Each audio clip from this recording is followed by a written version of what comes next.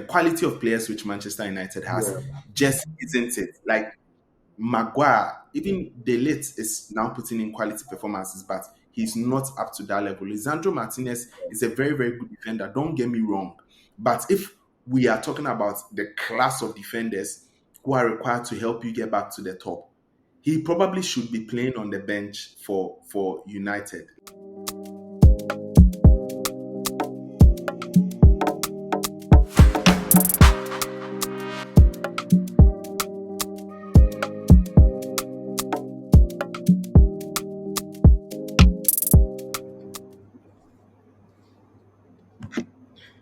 Manchester United have just announced the appointment of Ruben Amorim after sacking Eric Ten Hag during the week.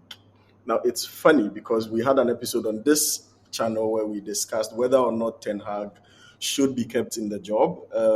Obviously, that episode didn't live long to see Eric Ten Hag's success.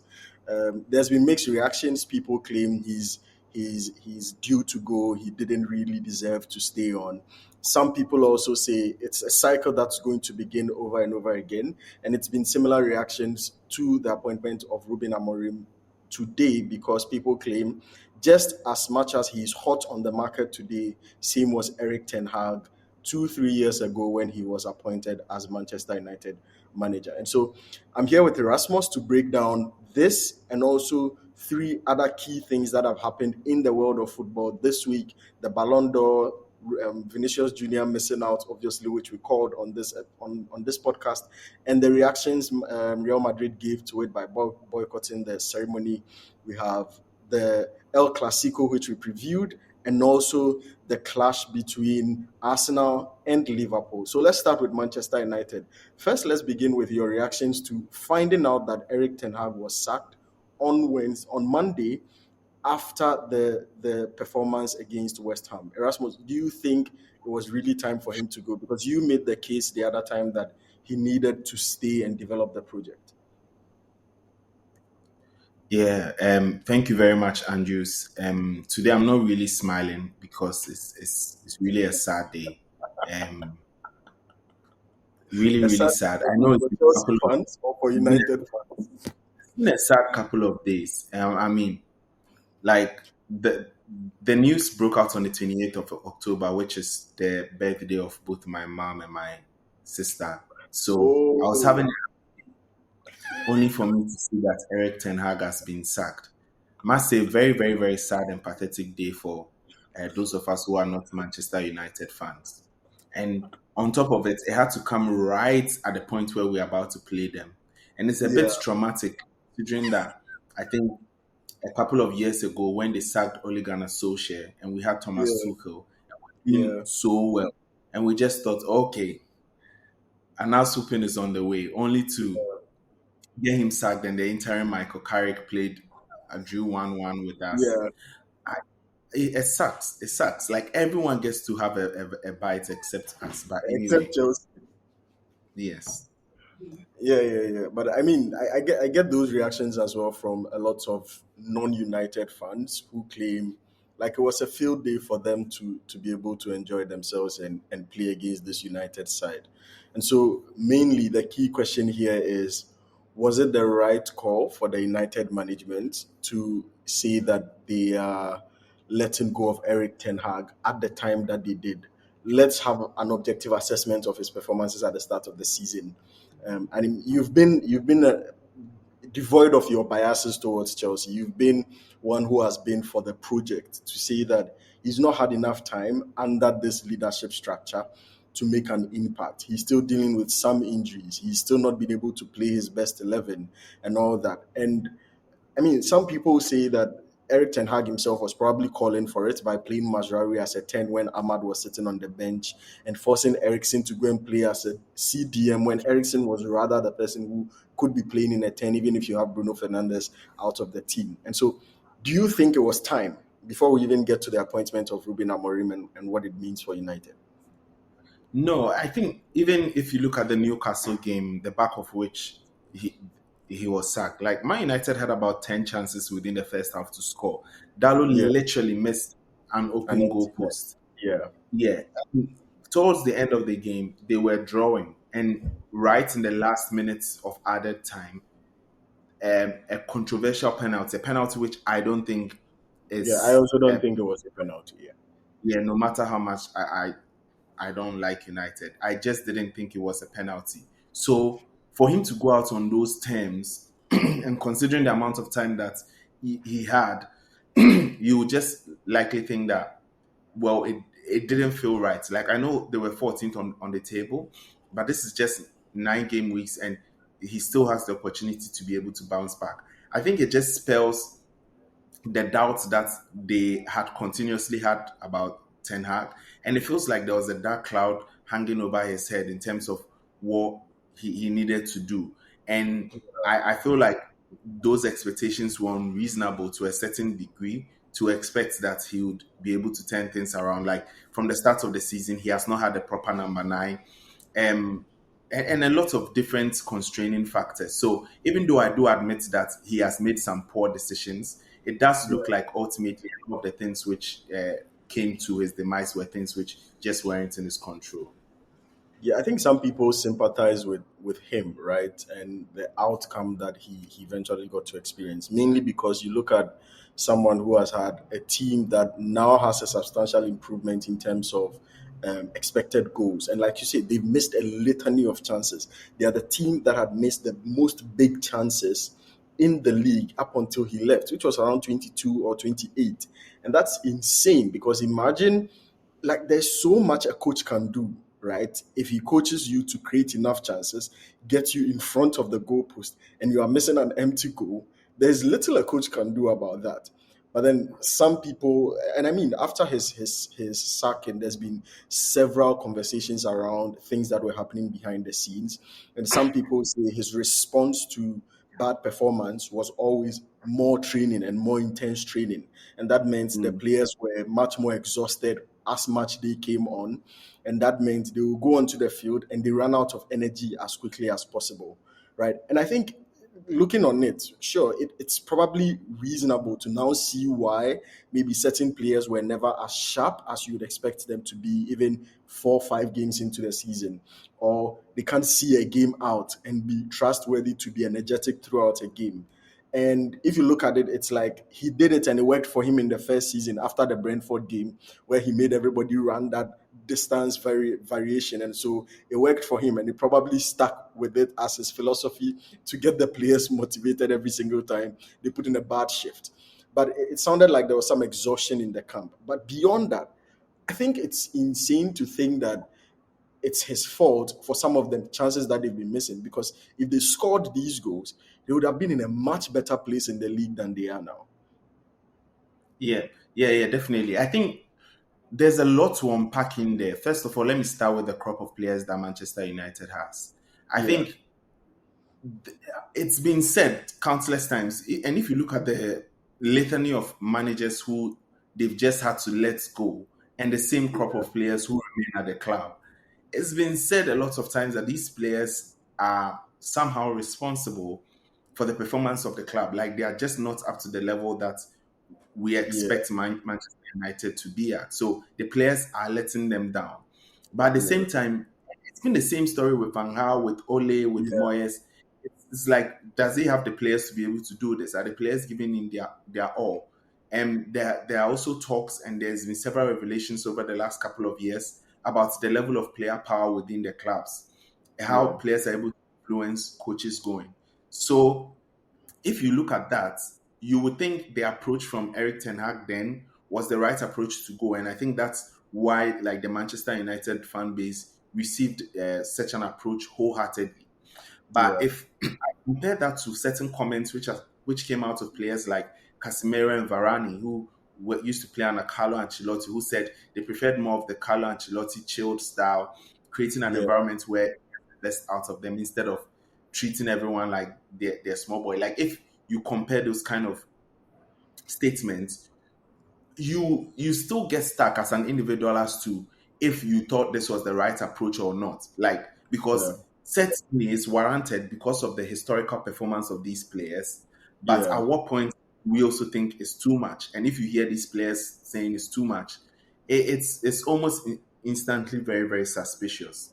And I yeah, think lastly, I just want to point out that I saw a comment by our friend Faithfulness where he said, well, the way in which Ten Hag has coached this team to allow the players to find opportunities, he's done it in a way that, like, as the coach, like you said, you need to create opportunities for the players to Yeah, finish.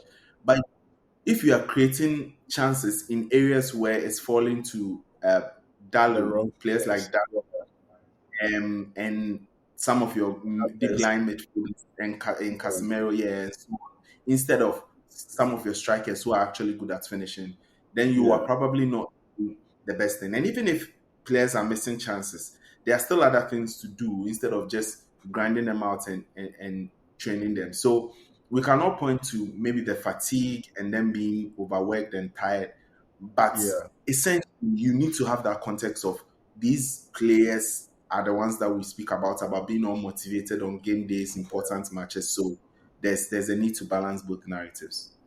I mean, before we quickly move on to Ruben Amorim, which I would want us to contrast because he has similar principles to Ten Hag from the way in which the messaging is going. As if you compare his coming into the start of Ten Hag's era as well, very similar messaging of being strict, very principled. He's a no nonsense manager and all that.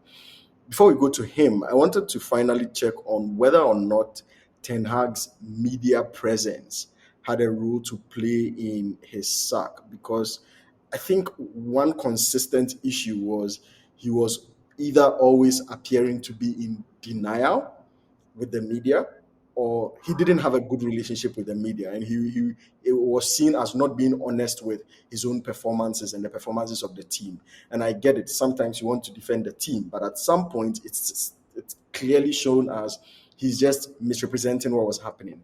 How much of that was functional in letting him go, given that the media scrutiny would also always be on Manchester United? No, I think, like, if you're a Manchester United manager, you need to be good with the media because it's the Yeah, club that has the biggest media attention in the whole of the nation, and it's a very prestigious club. I think I yeah, want to use that opportunity to also state that the Manchester United head coach position is a very, very, very, very complicated position. yeah, Like, mostly because of the kind of club that Manchester United is. It's a highly political club, which means yeah, that you must be well adept at the politics. And for me, I think it's one of the clear reasons why maybe coaches like Thomas Tuchel turned down the opportunity to come work with them. And it yeah, is why we've seen that club swallow up talent, because yeah, there is no denial that Eric Ten Hag is a very, very talented manager. But I think yeah, the job challenged him in very, very different ways, which yeah, he did not expect. Like, yeah, he had been coach of Ajax. The Dutch media is known to be quite vicious.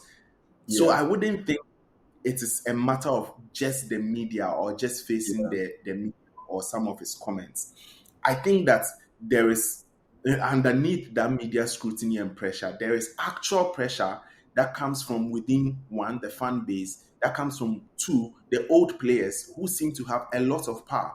Because recognize that the history of Manchester United is that they've had a dynasty for so many years.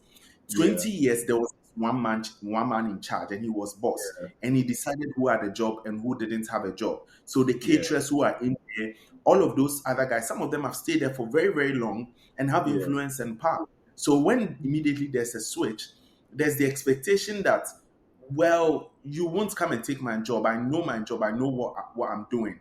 yeah, Do I even have the power to be able to move certain things around and cause some of these shifts and changes? I think yeah, it requires the boss. It's one of the only clubs that I know that old players still hold influential level of power. And when we yeah. talk about replacing managers, people are mentioning Roy Keane, and they are saying it with a straight face. Like It's someone was saying Gary Neville. I'm like, what? no, I'm sure that one was a joke. Come on. What is it, bro? So I know it's, you asked the question about the media, Yeah, but I just want to point out to all of those circumstances that would lead to the kind of demeanor that he's shown within the media. The yeah, second thing was the board change and then the new ownership that came in.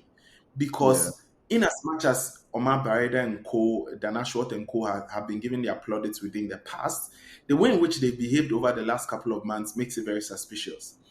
And Yeah. it's quite funny because this was the same way in which I think Chelsea, the sporting directors, also behaved in the first couple Yeah. of years, Yeah. and After almost every after couple of years. the things that caused Tuchel to leave. Yes. So it first of all looks like these guys weren't super impressed with this manager. And I know we already discussed this, but Yeah. the problem I have is that they made it quite clear that this was a manager that we were not happy with. And that Yeah. doesn't help in terms of then the pressure that is put on him. Because now players have the ability to question his position. Like people have doubts about him. And as a manager who is trying to desperately hold on to the falling pieces, people having doubts about you and in you is not the best way to be able to move the club forward. Yeah. And I think that is where most of his strengths or things which are seen to be the things which pushed Manchester United within the first season turned back on him because now is his high-handedness was now seen as okay, you are just being high-handed for nothing, and it is what is causing the bad results. But no, that is what is required. That is the culture that is required to be able to take the club out of where it was. Like for example, when he was coming out to say that um, Fenerbahce away, Porto away are very difficult games. They are. They are. We've seen Arsenal go there, go lose repeatedly. And Yeah. the context of that is not just to say, well, like it's not just to say obviously Manchester United is a bigger club than these things, but the context of that is to say that Manchester United team as it exists right now is not the level at which it was where they steamroll into any opposition pitch and then go and dominate and do these things. When he mentioned about chance creation, when he mentions about injuries, all those things are true, but now because the results are not going his way and because now it is quite clear that the man is vulnerable in the position in which he is, people are going to obviously take the swipe at him. And I think that is where now it stretched and he became a bit deluded because now because some of the things he was saying was true. Like the media was just turning on him repeatedly, Yeah. but he sort of felt he had to respond in a an intense way, and therefore he was also using narratives which were just crazy in order to be able to shift it, and it just kept the cycle on because they take those statements and they use that to reproduce another agenda, and Yeah. it was quite clear that the man by the end of his job didn't know how to handle the Yeah. media very well. His personality didn't match it. Interesting. Moving on from Eric Ten Hag to Ruben Amorim, there is one shared characteristic among these two managers, which is that they, prior to signing for United, have consistently worked with young players, upcoming players, extremely talented. They've seemed to be the top of the new crop of managers that are coming up. Eric Ten Hag was a hot cake, was being touted for Madrid and some other top clubs before he signed for Manchester United. The same energy and the same praise that is being heaped on Ruben Amorim and how is he going to play and he's excited. The exact same narratives were around Eric Ten Hag when he was joining. But you mentioned something about him wanting to be detailed down to the letter with some of the old players at the club and much more experienced players at the club. And you look at it and it makes sense from his background with Ajax, with young players who are still developing and therefore perform better under strict instructions where they are able to execute to your own liking and then you get it out there. These are also players who are now being molded. Therefore, you have room to modify their style of play to get the best out of them to suit your style of play. You look at Ruben Amorim and Sporting, and he has that kind of talent there as well. He has very young players. He's able to detail out his instructions. Obviously, they say he's a good man manager, and these are praises that we spoke about for Eric Ten Hag. The question is this not a symptom of having managers who have only gotten their results by managing young players that they can micromanage without having to manage big talent with freedom?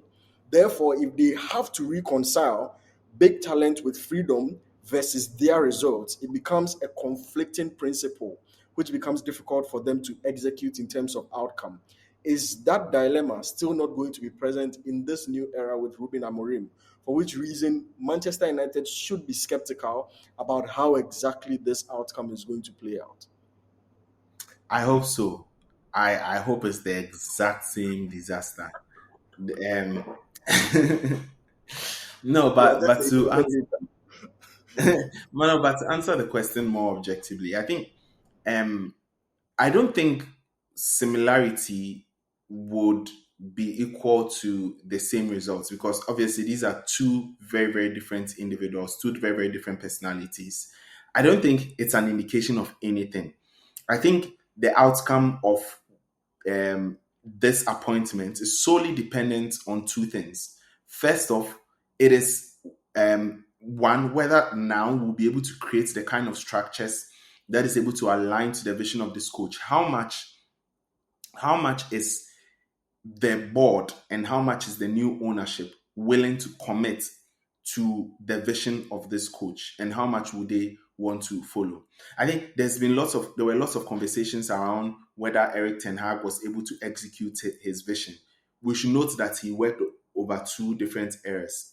There was a fracturing, there was a sort of like different targets which were set for him. So you can't say for sure that the club thoroughly or wholly followed out on his vision. So I think the first is dependent on that. The second is Ruben Amorim's ability to be able to galvanize the players to play his kind of football and to totally believe in it. Because what's quite clear is that he's a talented manager. He has the talent.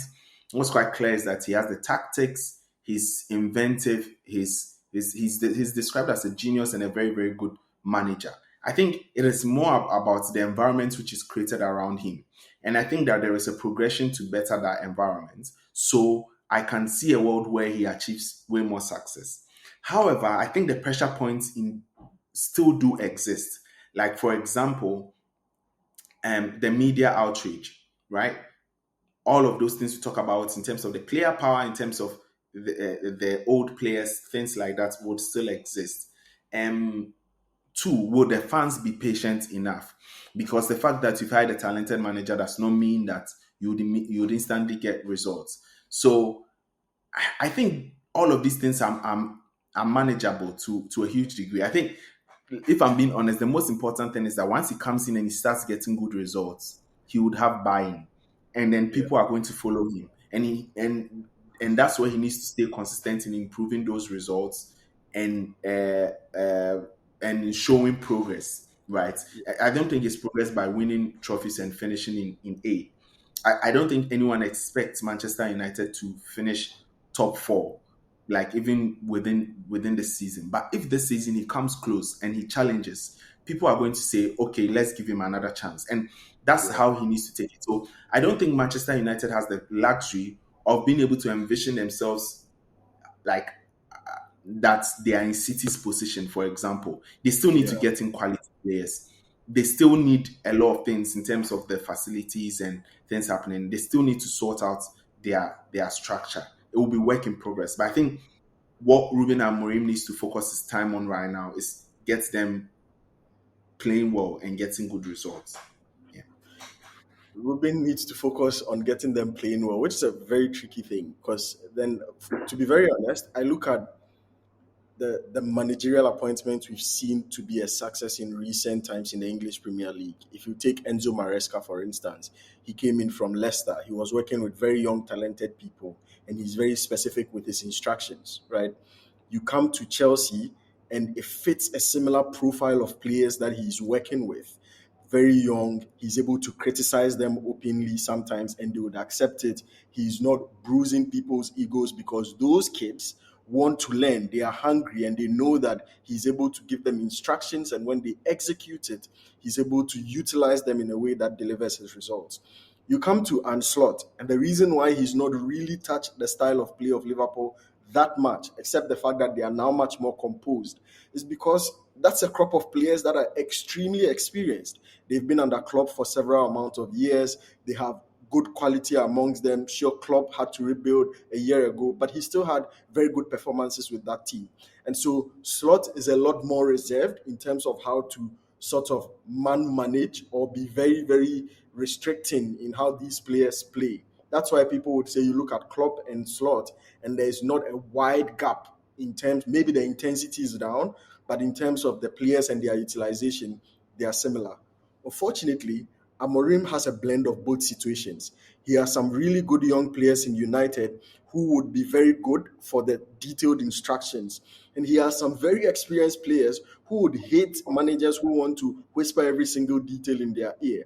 And I think that balance is what was difficult for Ten Hag to find. And for me, the way in which I'm evaluating Amorim's assessment is his ability to find that balance, to know when to give players freedom and when to be very detailed in instructions, is what's going to probably make the difference. Because in terms of talent, I do not think anyone would sit here and compare Eric Ten Hag's profile prior to joining United and say there is a wide gap between Ruben Amorim and Eric Ten Hag in terms of talent and aura around them. These, like Holland as a league, was even much more stronger than what do you call it, the Portuguese league that Amorim is coming from. So, I mean, final thoughts on it is people have talked about maybe his player utilization. They claim he plays a 3-4-3. Some of these tactical things, it annoys me because we've seen managers go to a club and always change based on the profile of players that they have. Yeah. But let's exist in the weird imagination of football fans who say Amorim ball 3-4-3 and he plays two tens and a center forward. People have questioned whether he has the players to be able to execute his style of play. Do you think United at this point, the squad that they have, there is a manager out there who can utilize them to get results? And secondly, is it possible that that manager is Ruben Amorim? Hmm. So there's when I think about this United situation, you learn a lot about organizations, and I think sometimes Yeah, part of it is just the personal experience of having to work within an organization, and you see these things. I think that one of the problems Eric Ten Hag had in the beginning was when he came in, he didn't try and play his football. yeah, When you listen to Enzo Maresca and when you listen to Arne Slot, they knew they were going to get these results before they walked into the job. For some reason, the United job, when Eric Ten Hag walked in, you just weren't clear what you were going to get. And it looked like it was a wait and see situation or scenario. What kind of football is he going to play? What's his philosophy? What's his principle? What's even his formation? Enzo Maresca had a defined philosophy that he lives and dies by. And he says that I need to be sure that one, the squad that we have there now can play my football.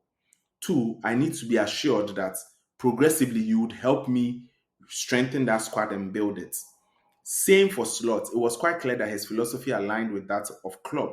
It was quite clear that he had the players to be able to execute it in the right way, and he had the trust of the board that they were going to retain the experienced players. They were going to make some additions over the period.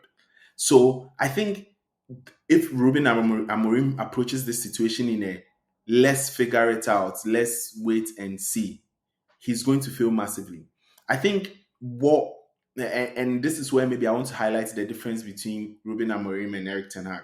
I know they were all very, very flashy players, but the profile of Ruben Amorim, and like he's a coach who has been tagged with City, like yeah, succeeding, because he seemed to be quite of a prodigy. These young coaches who are quite like a Nagelsmann kind of thing. He puts an arm around the player's shoulder, speaks to them, has very, very good interpersonal connection. So I'll just say on the social side, he just seems to be a bit cooler and maybe yeah, can get along with young players and even the old players alike.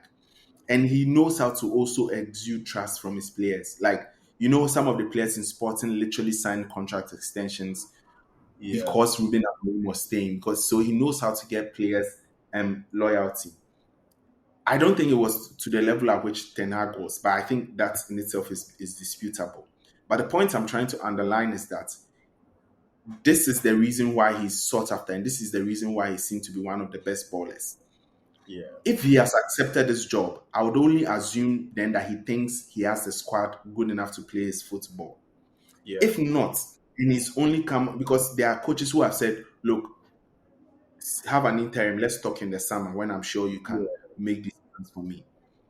If he's not sure and he's coming in there to see what he can do with the squad, he's going to run into the same situation. Because if you have a crisis like what you have at Manchester United, What you need is decisiveness, strict Decisively. decisiveness.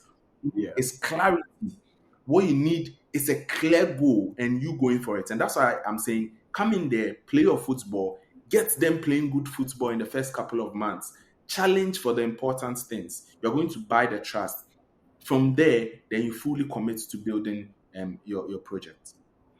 Interesting. A few things to because I've been on the devil's advocate side for Ruben Amorim since we started this conversation. So let me just end on a slightly positive note in terms of a comparative between Ruben and then Eric Ten Hag, and maybe this might be some positive news for Manchester United fans as well. And so you look at Eric Ten Hag, who came from a very structured Ajax team into a United team that lacked structure, that now placed a lot of recruitment pressure on him, a lot of management pressure on him, and he was expected to be the kind of manager that the likes of Alex Ferguson, Jose Mourinho, Carlo Ancelotti are within a big club like Manchester United. Obviously, that was a much more messy structure than he was used to in Ajax. And so, if you are looking at one of the key elements of his success as Ajax, you would definitely point out that the structure at Ajax that gave him a system to recruit and give him the most talented players around was one that helped him. He didn't have that at United, and when he had that, he hadn't even settled in for the job, and he's been given the sack. You look at Ruben Amorim as well, and he's been seen as a crisis manager himself. And so he went to Sporting at a time where Sporting wasn't really exciting. Sporting had fallen out with the fans. The fans were not happy with the club. He came, put in performances, turned things around, and the fans now love him. He stabilized things within the club. And you look at the sporting director who has been touted or who has been appointed to replace Tiki Basien in Manchester City, who they look at and say he was very instrumental. A lot of people say that performance that he's credited with comes with the appointment of Ruben Amorim as the manager of Sporting. Because in his Yeah. first season as sporting director, he wasn't doing well. The club was still terrible up until Ruben Amorim showed up. And that's one of the reasons why touting him to replace Tiki as sporting director was also just logical to tout Ruben to replace Pep as the Man City coach when he leaves. And this is not just with Sporting, with Braga as well. He coached Braga B, eventually took on the main team as well, and led them to their first trophy in 4 years, their first league trophy in 4 years. And so you look at the kind of situations he's handled, he seems like the kind of manager who goes into a messy situation and stabilizes it. And that probably is a substantial difference in profile between Ruben Amorim and Eric Ten Hag as at the point of them entering into the club. But more importantly, he's entering when the club has a structure. Eric Ten Hag entered without a structure, and I think that creates a huge difference for him. Yeah, I don't. I know you are focusing on the positives. I just want to use that to highlight two things. One, which I had Yeah, said previously, that it depends on the patience which they have. yeah, Clubs like Sporting Braga almost have nothing to lose. The problem with Manchester United is that they are not willing to play the long game. yeah, The main is the best midfielder in the Premier League. At a point, they thought Rashford was the best right winger in the or world. left in the Premier. They think Luke Shaw is the best left back in the world. Meanwhile, he's not played up to 30 matches in the last 5 seasons. So they need to have time. The quality of players which Manchester United has Yeah, just isn't it. Like Maguire, even Delete is now putting in quality performances, but he's not up to that level. Lisandro Martinez is a very, very good defender. Don't get me wrong. But if we are talking about the class of defenders who are required to help you get back to the top, he probably should be playing on the bench for United. Like the class which you are looking for, they don't have a world class striker. Rasmus Højlund was supposed to be an understudy for a very, very good yeah, striker, someone who comes in, plays the cup games, but he has to lead the line every week, and that's why he keeps on getting yeah, injured because he yeah. even as at Atlanta he hadn't built the consistency The for the level of fitness. games, much the volume of games, much more the intensity of the Premier League, and then having to play those number of games if you're a Manchester United player. So I think it depends on how much time and patience they can have for these guys and how much Yeah, they'll be willing to listen to him because I think at the end of the day, like you said, like he really has the talent to do it. Well, Manchester United today has appointed Ruben Amorim as the replacement for Eric Ten Hag. This has been a discussion to see whether or not he is the right man for the job. What are his hopes? What would his future look like? He's known in sporting to be a media darling boy, a very good communicator. People describe him not as at the top of Portuguese football. They say he is the top of Portuguese football. He's the next special one in replacement of Jose Mourinho. And so let's see, the future would tell. And Erasmus and I would always be here as United, quote unquote, favorites and non favorites to be around and always dissect their I only wish Maresca was the first one to light his ass up by the time he comes into the team, so that he yeah, will but forever. a quick discussion on Ruud van Nistelrooy as well. He is the interim manager. He was appointed as assistant at the start of the season to Eric Ten Hag. He's seen to have handled the media well. He's going to be playing Chelsea on Sunday. People say, I think when I watch United's game with Leicester, with all due respect, Leicester put out like a second side because they were prioritizing their game in the league. But you still look at the United game, and it seems like there was a lot more proactiveness, intensity, which obviously can come with simply manager sack energy. It happens all the time. But people claim if you look at Ruud van Nistelrooy and his energy around the club, it is just simple instructions of, and people have studied this thing for a very long time, that United, especially Ten Hag, had very detailed, specific instructions about not being aggressive on the press, especially on the counter press, and being much more laid back because he didn't want to concede a lot of transitions. But you look at Van Nistelrooy's play within the Leicester game, and he seems he was much more front-footed. I mean, would you love United to keep him? Do you think it would be beneficial? Because I know you wouldn't love it. Do you think it would be beneficial for United to keep him around? He himself has said he would love to stay to help. He would go back to. They told him that his interim managerial role is a very short one. He would go back to his assistant contract after Amorim arrives, which would be after the 11th of November, and he would go back to being an assistant. And how do you see his performance? And do you think United really should have appointed him, given that probably before leaving his previous team, you'd maybe tout him as similarly experienced as Ruben Amorim is? No, I don't think he's as experienced, and I don't think he's gained. I mean, he's good for galvanizing the club because he's one that the players respect because he's a former player. But we don't know too much about his philosophy and his And his football. And like we identity. said, Yeah, Manchester United job is even just more than talent. I don't think there's the point at which they gamble, and that's yeah, why they've given squad to a project manager and Ruben Amorim. I think, yeah, like if you're an old player, you can find some nice stories to tell from the past. You can ginger the players to score 5-1 against Leicester. But to yeah, sustain this week after week, and you could see he was quite nervous. He played the entire full squad, apart from yeah, Onana also.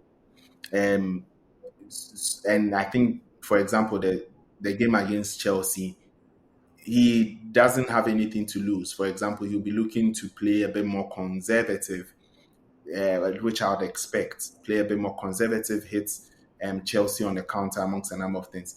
But these are not tactics which will sustain you in the long run. So I think, regardless of the results which he has now, that's perhaps the best position for him to go to. I know when he came there, people were touting that he was going to try and steal the job from Eric Ten Hag, and therefore, when once it was quite clear that they will appoint a successor, then he was going to leave and a couple of things. But I think he has realized that if he's, I think he enjoys it. I was seeing him on the touchline. I just think he enjoys yeah, being around the players, being around the club, and maybe there's a future for him there. I don't know. yeah. One day he comes back and can easily take up the job. And I think the level of visibility he's getting as United assistant manager, he could never have got it It's huge. in the Exactly. previous role in Holland. So I think one day he will leave the club, go somewhere and start his career. But I don't Yeah. think he'll take over the I also league. think for now, even the few games he has to play, is an opportunity, which is why I probably disagree that he will be conservative. Because again, he won't be held accountable for any of the results. But it's an opportunity for him to also exhibit what kind of identity, quote unquote, because people make inferences all the time. What kind of identity would he prefer to have in a team, right? And I think from that, giving him a spell of 2, 3 games, that is also more like an audition to the rest of the world for him, not an audition to Manchester United, but an audition to the rest of the world. What did he do when he was interim manager of United? If they lose terribly, I'm sure nobody would ever trust him with the first team management. That he was given an interim manager. Conservative. So again, also it depends, but I also think the way in which that would affect his decision making would be much more go for it as opposed to be conservative and not go for I it. hope Because he this Chelsea team, whether you go for it or not, they will come for you. So go for them, so that you punish them some. But yeah. I mean, that has been the big issue today. But let's move on to another big issue that happened on the same day as Eric Ten Hag was sacked, which was Real Madrid's Vinicius Jr. clearly missing out on the Ballon d'Or award and the award going to Rodri. Now, first, flowers to you. You definitely predicted it that he wasn't. I mean, both of us said he wasn't going to win it and he didn't deserve to win it. But you were very specific with saying Rodri would be the number one. Your rankings clearly showed it that Rodri was going to be first, Vinicius was going to be second, Bellingham was going to be third, and you got the top three right. I, out of favoritism and the fact that I felt Lautaro Martinez was hard done, picked Lautaro as my preferential person to win the Ballon d'Or. But again, put Vinicius second and all that. And I think I don't mind, right, my ranking because morally I'm still at peace with it. And the mere fact that Vinicius Jr. didn't win, I am glad that we were the ones who said it and stood by it despite the weeks and months of media backing and media speculation that Vinicius Jr. was the one going to win the Ballon d'Or. The first thing I'm going to say is, how did you feel after realizing that our predictions were right and our assessment based on data and the statistics were the right call? So, like, I was still very, very surprised. And I'm excited to talk about this because there are a lot of different talking points. Because, like, there are some awful, ridiculous things which I would want to address. But I was still taken by surprise. I still thought it was one of those things where they'll say it and then something else. But once I saw Rodri coming to the awards with his crutches, then I knew that it was done. Um, but I would say that all in all, both players deserved it. And I think it's something that we had already said over here. But it just made me realize how much the PR is powerful. Because all we just needed to do was to stop and think, was to stop and reflect on it. And I think probably that's what's happening to everyone. Because the thing over here is, and what people don't understand is that no one is saying Vinicius didn't deserve it or didn't do enough to deserve it. But the narrative that had gone on beforehand is that he was undisputed Miles ahead. Yeah, like miles ahead. he So was. that has an effect on people. If people sit down, like if you always tell people one thing, and the one that they sit down and realize that you've been lying to them all along, they won't. Yeah, They would rather withdraw. They will pull back to the opposite direction instead of saying, yeah, "Okay, maybe let's stay here and manage it. We'll no longer trust you." And I yeah, think for me, the sanctity of the Ballon d'Or has been preserved in a way that we don't have someone that's had a questionable season. I mean, he was brilliant the back half of the season, don't get me wrong. But someone yeah. that there's so many questions around his game performances, goals, stats, attitude, eventually winning it. I think football has preserved the sanctity. Yeah, I mean, before I move on to the final bit of this conversation, which I want to talk about, which is like a long list of people who have been touted as being cheated out of the Ballon d'Or because some other people won the Ballon d'Or instead Vinicius of. shouldn't add his name to the list because I've seen people adding his name and saying people who have been cheated. Wesley Snyder, who they Yeah, add Vinicius. yeah, Cheated. That's what I want us to kick out. He wasn't cheated. yeah. I don't think he was, and I think like Rodri's performances definitely. even under the year under review, I don't think Vinicius beats them. And eventually you saw Madrid pivoting and saying, okay, if that's the case, then why didn't Carvajal win it? If that's the case, then Exactly. what was Bellingham's placement? But you spent your It's on the PR on Vinicius. You spent your yes, PR we on said Vinicius. If you spent your PR on Carvajal, that would have he been would better. He would have won it, right? So again, the question I wanted to ask was Real Madrid's reaction to it because obviously they boycotted the event. No Real Madrid player attended. There was uproar within the media where ex-players and Brazilian players were opposing this because since Kaká won, there's been no Brazilian who has won the Ballon d'Or. So obviously, it was more like this was the national chance to get back the spotlight. um, and you think about it and you are like, they said that they took the decision to boycott it not just out of principle to oppose and protest the results, but also in support of Vinicius Jr. because he had been devastated after finding out that he wasn't winning the Ballon d'Or. And the question then I want to ask is, how do you evaluate? How do you? What are your thoughts on that Madrid's reaction? Was it justified? Was it fair?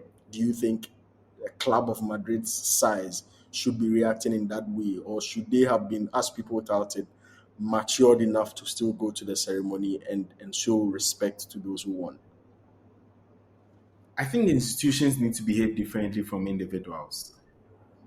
Like institutions are they are institutions. They are made up. They are a sum of a whole, rather than they are a sum of many different parts.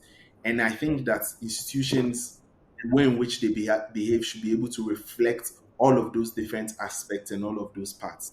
Most of the Yeah, time, what you find is that institutions try and mirror they tend to mirror a lot who yeah, leads them.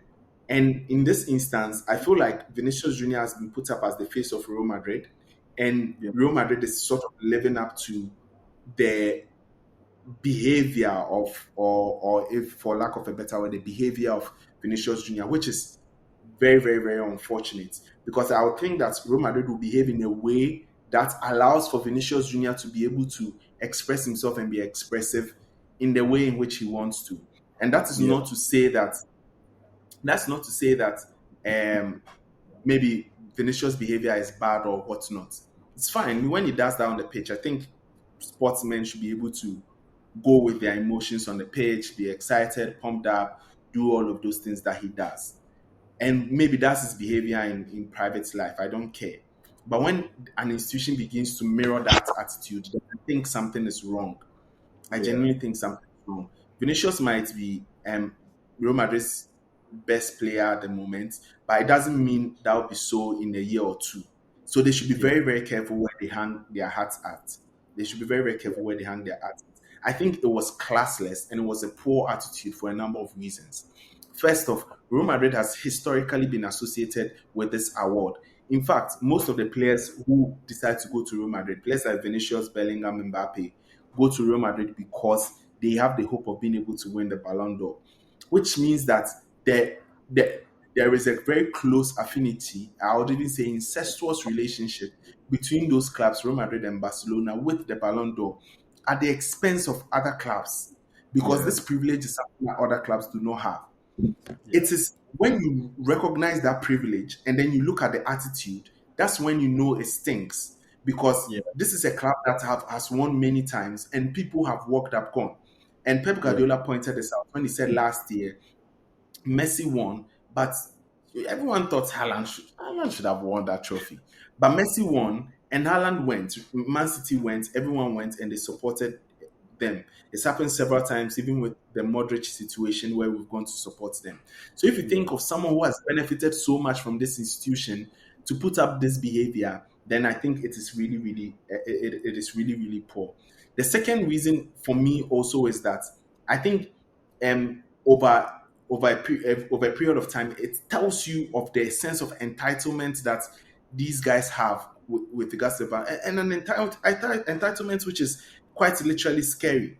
It's very scary. And people talk about Madrid, the association with referees, the level of politics that they play, and things like that, and the way in which they want to stay at the top. And some of these things point to the fact that maybe some of these accusations are not really out of light, because the level at which they were putting these accusations was not just on the French organization. It was also saying that UEFA had influenced this, and for me, that is really, really terrible, because you can make such accusations against journalists and things like that, but to be going to an institutional level of blame is really, really poor.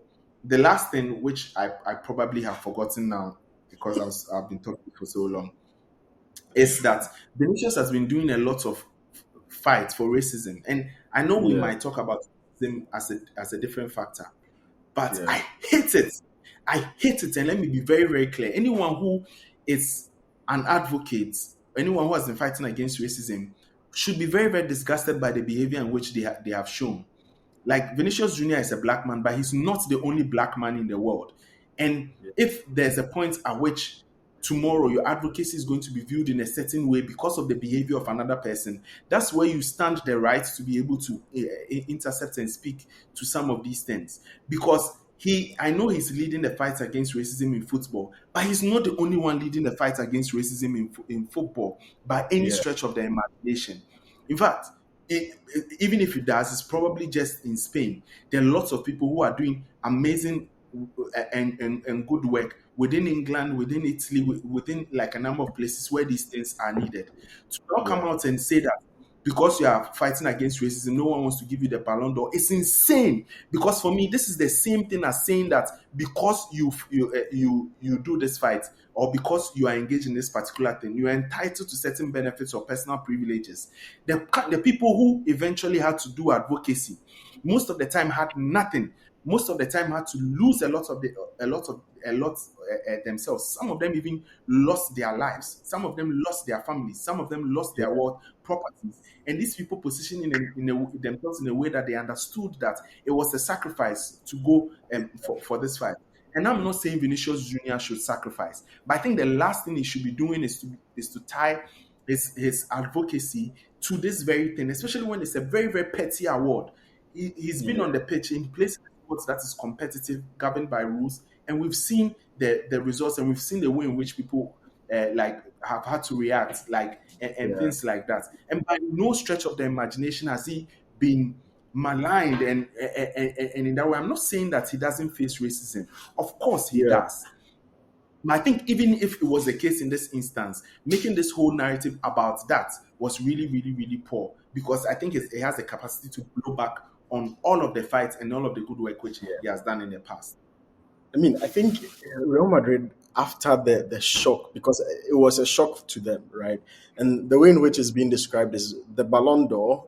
Typically, the organizers call you way ahead and then inform you that you've won, so come for the award, and then the media propaganda is even much more certain. But then in the last 2 to 3 years, they wait until the day of the award and then they inform the camp of the player who has won. So Madrid had set up, planned to fly into Paris, and then they were waiting for that call, and that call never came.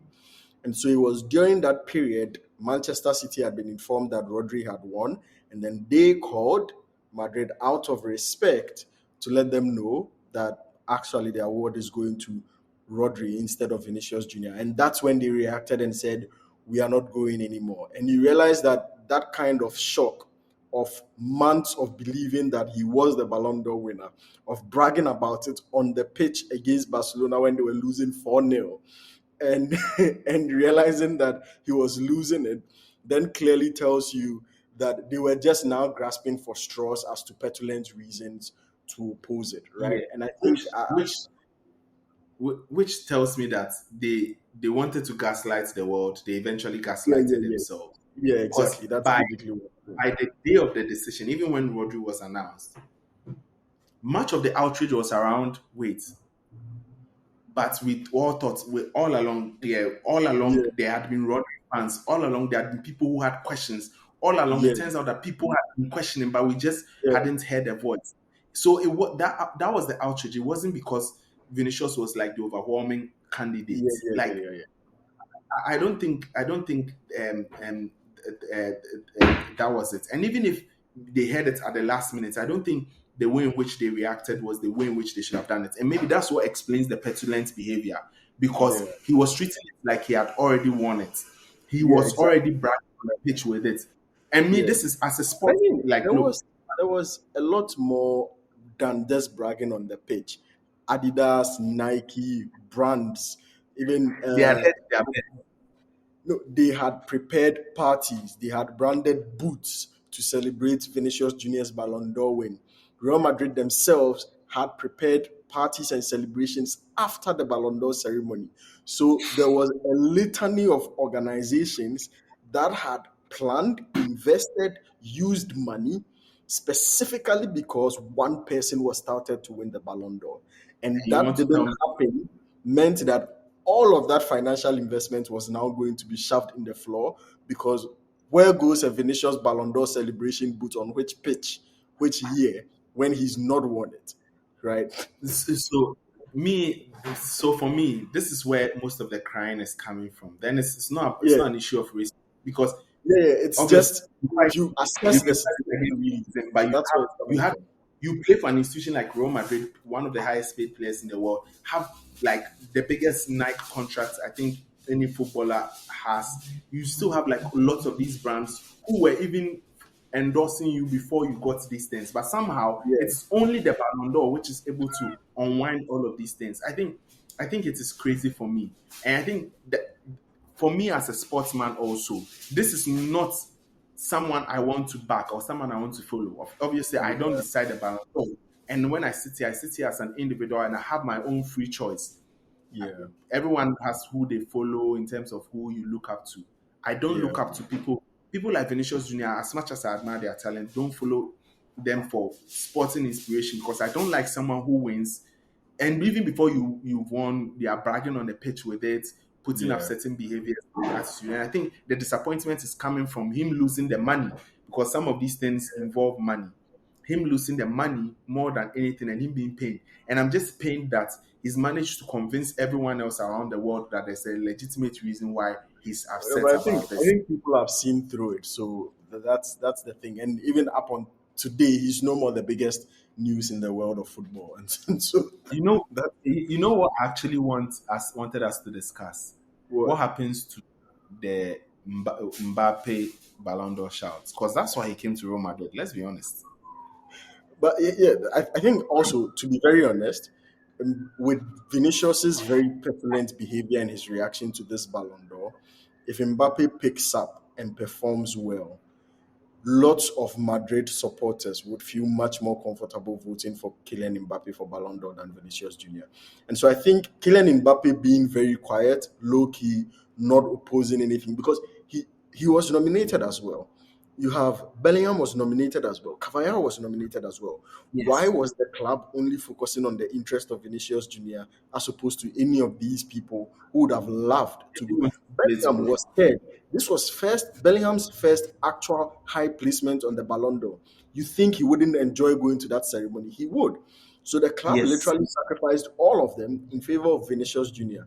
And no matter how they love him, I did know that they equally have plans of usurping that Vinicius reign by putting in the performances that they need. And once they get the opportunity, they'll definitely capitalize on it. So, I mean, Kylian Mbappe, there's never been a clearer route for him to claim the Ballon d'Or narrative in Madrid than what he has now after this petulant reaction from Vinicius Jr.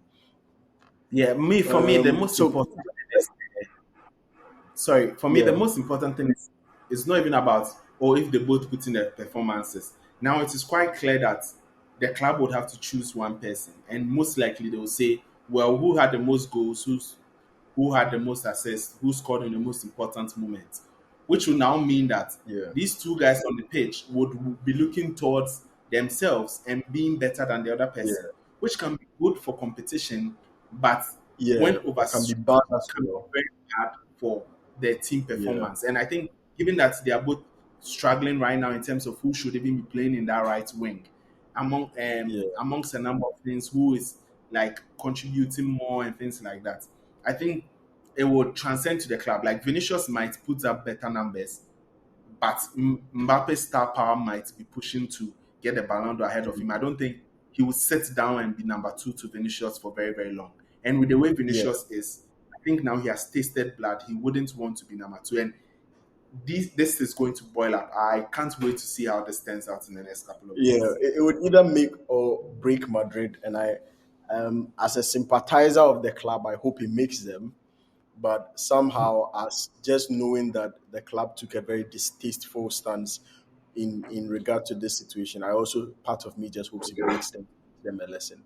But anyway, just two more reactions, and I think this should be over in the next 10 to 15 minutes. We previewed the El Clasico. You called Barcelona to win. This week, it be like your callings come through, pal. You called Barcelona to win, and We I just, called. Hey, I'm a welcome. Hey, bet hey, with profit. The boys just don't.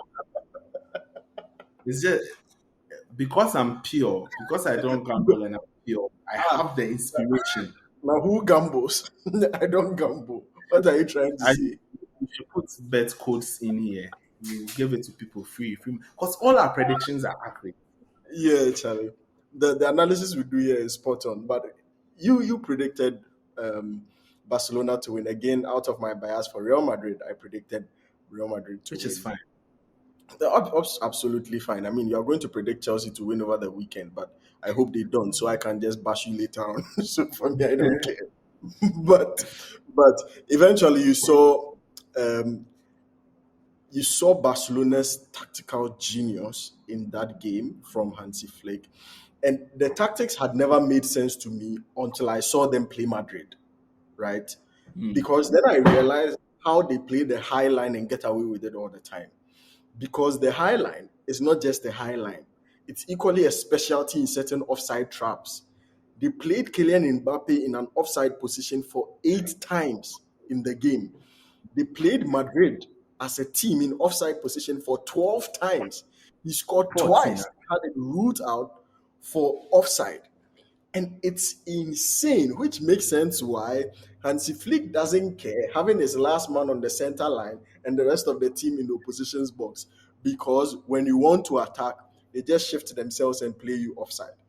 And there was this meme about the Barcelona goalkeeper Inaki Peña just sitting there and then having a phone call with his wife. And then when he goes like, "Babe, hold on, there's an attack." He says, "Oh wait, ignore him. It's Mbappe. He's offside." That's good. Ah! So it's like I want to know your reaction to that game because for me, it seems like Hansi Flick has found the upside of his game and has found a strategy to beat the downside of his game. Because we've always said the high line, the disadvantage of it is having high, what do you call it, very pacey wingers running you riot over the end. And what he's found to beat it, the old age football rule of being offside. I don't know whether that surprised you or how exciting you were to see that play out. I think you'll be surprised by my answer. I don't think I think Barcelona in a way got away with this a Yeah, bit. they sort of did. Yeah, They sort of got away with it. But when the reason I called for them was because I watched the Bayern game and I saw the yeah, same thing play out. It yeah, looks like Bayern is dominating them. They'll have the game, they'll have the game before they realize the game was gone from them. And I was like, no, this is not just happening. This is a team that plays, they that way. intentionally play that way. So I Yeah, got interested in them, watched a couple of videos to understand how they play, and I knew they were going to beat Madrid, especially because I also watched Madrid against Dortmund. yeah, So the thing here is that Madrid knew and they prepared for the offside traps. But apart from Barcelona knowing how to set good offside traps, the two centre backs which they have, and in fact, their right back in Kunde, are yeah, excellent 1v1 defenders.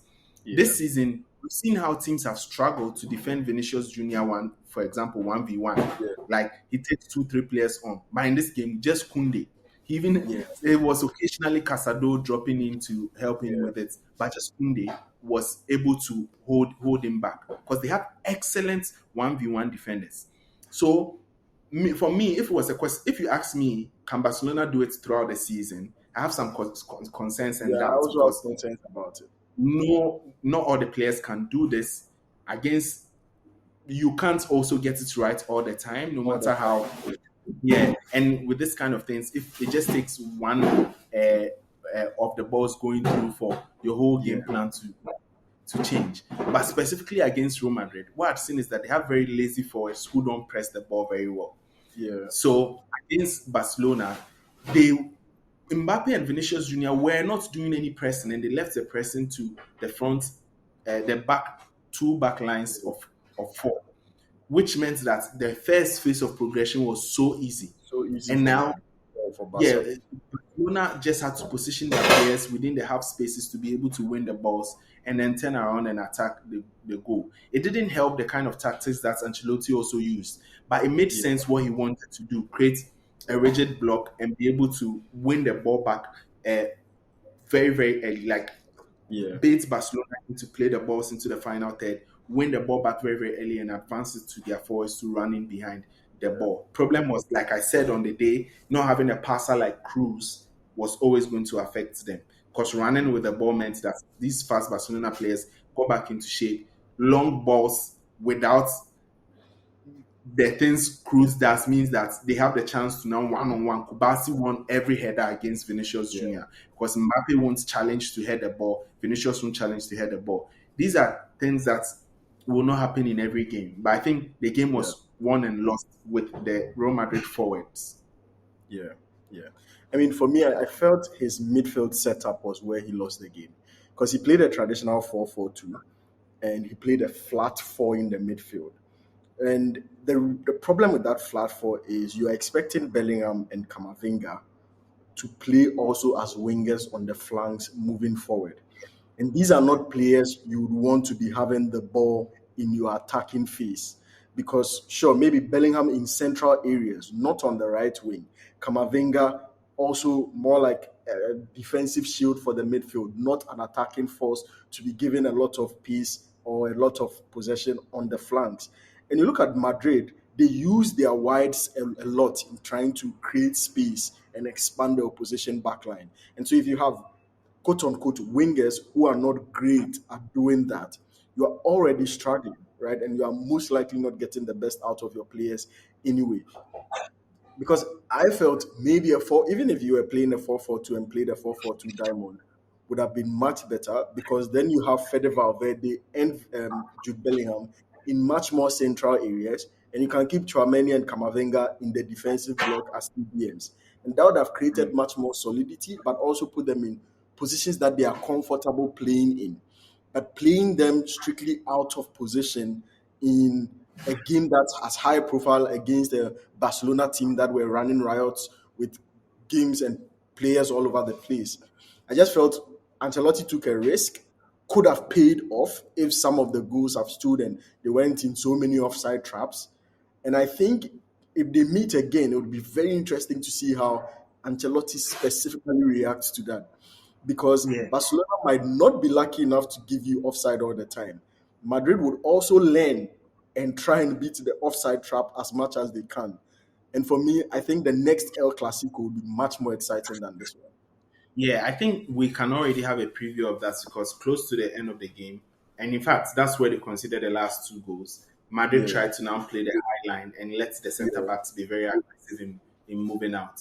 The only problem was that when you are not a high line team, like Barcelona yeah, literally forced to yeah, play their game, which obviously was what Bayern was doing, which yeah. Barcelona themselves were very good at exploiting by making Rafinha do the diagonal, the runs from the wide Yeah. areas into the Into the central center. areas diagonally. Yeah, and taking like also off the shoulder of the left of the right back, which means that Yeah, usually the centre backs think the right back has got them and you just waste pass. But yeah, in this, it was even far too easier because the centre backs were pushing up, wingers weren't pushing up, and a lot of spaces behind the centre backs, which Lewandowski and Rafinha were exploiting. And of course, with the delivery of Lami Yamal, did I say Kubasi, Casado, and then yeah. what do you call it, De Jong and Co. It was very easy for them to break through. One final game that happened over the weekend that was very high profile was Arsenal against Liverpool, a game that was started to be very exciting, eventually ended up in a boring 2-2 draw. I think the game was more exciting than some 1-1 draws we've seen between Arsenal and Manchester City, right? Because those two just try and cancel each other out and just play some weird tactical conservation. But this one, there were bold decisions by both managers at some phases of play, but they were still very conservative in their approach. People say Arsenal should have gone for the game and gone to win it instead of leaving it for the last draw and making it look like, well, they were 2-1 up and they didn't want to finish up the game. Also, people say, well, the departure of Gabriel during the game affected them and their defensive structure, and that's how come you had the likes of Mohamed Salah exploiting the spaces and then scoring the goal. But eventually, it was a 2-2 draw. Do you think the game lived up to expectation? And what does this mean specifically for Arsenal as well? Because for me, the most important outcome is that the biggest winner is Manchester City because they are back on top of the table. You're muted. Yeah, so sorry. So no, I think I personally enjoyed the game, like from a tactical perspective. Yeah, I thought Atlanta had the better of slots, yeah, and I'm very careful about how I comment about the slot team. People said he made a statement that people say there are no easy games in the Premier League, but now they said he's only played easy yeah, games. And he's played Leipzig, AC Milan, Chelsea, Arsenal now, and yeah, he's still not lost. yeah, So there's obviously something going on. But I think what's happening is that there is a lot of reliance on their defensive solidity, yeah, much more than, and they are still very, very dangerous in their attack. yeah, So it's it's about maintaining that, and it does look like a lot of that is so dependent on their characters on the pitch. yeah, It depends more on the characters of the pitch and not just about the tactics also, right? So he's found the right profile in his defense and he's using it very, very well. yeah, So I think in a longer stretch of time, things like injuries, things like suspensions, things like fatigue can be able to affect his side. But I think tactically, he's figured out how to play the league. And I don't think it's in the most exciting way because in the games against Chelsea and Arsenal, I've seen him be more conservative, keeping a solid mid block, allowing the other side to have possession. And in these yeah, two games, we've seen that defense is not impenetrable. And in this yeah, instance, in both instances, we've seen the attack be more inventive and imaginative and be able to go through for them. So it's about whether they can sustain those levels. And I do think they have the firepower in attack to continue outscoring teams.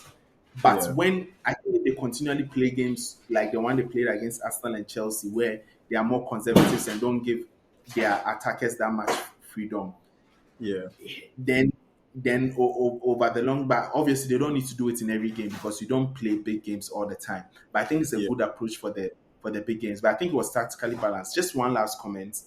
I think yeah, that Arsenal on a good day would have won that game.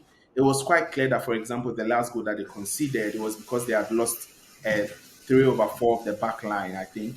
And then they had to bring in like teenagers who were not very, very like alert as other players would yeah, be. Like Luis Martins Kelly came in and he lost Salah for a minute, and Salah went ahead to go and score. So yeah, I think in the end it was a well deserved draw, but I it's really still don't quite clear buy what it was the turned out Arsenal to is be. defeated thing.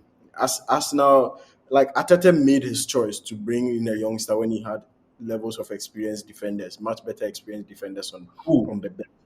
Um, uh, Zinchenko. what- yeah, Zinchenko was there. Why is Zinchenko not coming in versus Kelly? Like it's in a matter of a game of this profile. If you look at the experience of the two players and you take a risk and you lose the ball and score, nobody Zinchenko is is there. not known as a better defender. Like the 19-year-old will go there and kill himself to defend rather than Zinchenko. It's not But I known think to be a very, very good in defender. terms of, like we've seen games where very attacking players have been instructed to lay in deep. If it's specific instructions from Atete to Zinchenko to stay in deep and not push forward and make sure that they are defending a lead.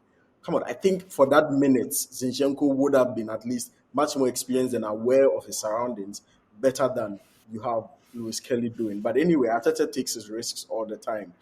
Or if you look at Liverpool, Liverpool didn't have their first choice goalkeeper. They considered two goals that you would say Alisson is one of the best goalkeepers in the world. He probably had a better chance at some of the goals that they were conceding. And so I don't think any of the teams were at their best in terms of personnel, but I also don't think that that gives Arteta an excuse. He was leading 2-1. He made decisions that made him lose the lead. And for this one, he didn't have a 10-man situation. He had 11. One was injured. He had the opportunity to replace him. He made a choice that cost him. Arteta should start taking responsibility for his results. We were all annoyed at Ten Hag when he was doing my backline is depleted and I'm injured and whatnot, and he was conceding goals. I don't think Arteta should be given. He's a better manager than he's showing to be in some of the decisions that he's making. But anyway, this has been an episode of the Beer Parlor reviewing this week in the world of football. There were 4 amazing happenings over the week. 2 in 1 for Manchester United over the sacking of Erik Ten Hag and the appointment of Ruud van Nistelrooy as interim manager. And today, the announcement of Ruben Amorim as substantive manager in replacement of Erik Ten Hag coming in on the 11th of November. You have then the Ballon d'Or situations that started earlier in the week with the Vinicius saga. And then there was the El Clasico over Saturday. That was very exciting. And then the English Premier League heavyweight clash as well between Arsenal and Liverpool. So leave your comments, send us your thoughts via email at theshaftpodcast123@gmail.com. Definitely let us know your thoughts on all of these issues. We'll play your thoughts. You stand a chance of getting your comments featured in our subsequent episodes of the Beer Parlor on the Shaft podcast. It's been an amazing episode with you all, and thanks for joining us. See you on the next one. Before you go, I want to ask you. So, Yeah. wouldn't you miss your friend Erik Ten Hag? So, who would you tease now? Charlie Anthony is there. We'll keep it like that. Until they let Anthony go, we are feasting.